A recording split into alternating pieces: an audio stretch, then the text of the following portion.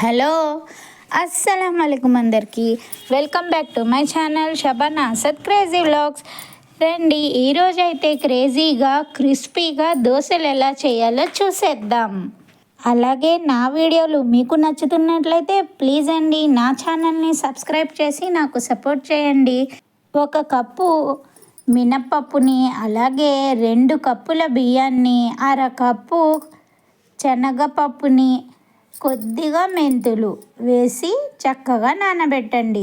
Morning నానబెట్టేసిన ఈ పప్పు దినుసులన్నిటినీ night మనం మిక్సీలో గ్రైండ్ చేసుకోవాలండి. మరీ మెత్తగా కాకుండా మరీ గట్టిగా కాకుండా మీడియంగానే గ్రైండ్ చేసుకోవాలి. పిండిని చక్కగా రుబ్బుకుని పక్కన పెట్టుకున్న తర్వాత ఇంకా వాటర్ పట్టేసానండి. ఇక నెక్స్ట్ డే మార్నింగ్ అన్నమాట. చూడండి ఎంత చక్కగా ఫార్మేట్ అయిందో, చాలా బాగుంది కదండి. మనకి ఎప్పుడన్నా సరే దోశలు క్రిస్పీగా రావాలి అనుకుంటే 1 కప్పుకి 2 కప్పుల బియ్యం మాత్రమే వేసుకోండి. ఇందులోనే కొద్దిగా వాటర్ యాడ్ చేసి దోశ పిండిలాగా కలపాలండి. అలాగే మనం బియ్యాన్ని ఎక్కువ మోతాదులో వేసినట్లయితే దోశలు అంత రుచిగా ఉండవండి. 1 కప్పు మినపప్పుకి 2 కప్పుల బియ్యం మాత్రమే వేసుకోండి.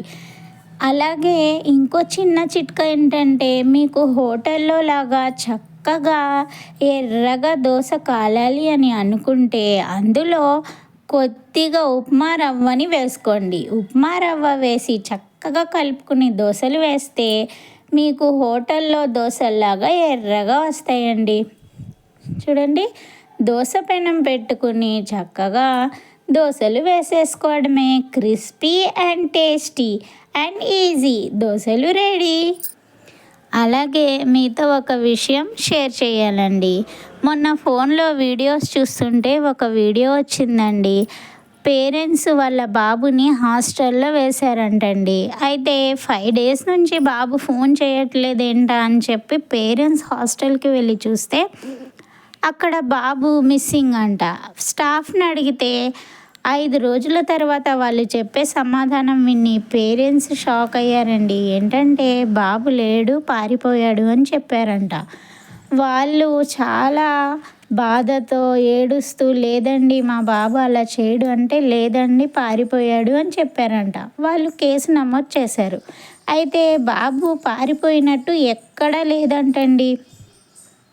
ఇక చేసేది లేక పిల్లల్ని గట్టిగా నిలదీస్తే ఆ పిల్లలు మా మిస్ కిచెన్ రూమ్లో వేసి హాస్టల్ కిచెన్ రూమ్లో ఆ బాబుని బాగా కొట్టింది అని చెప్పారంట.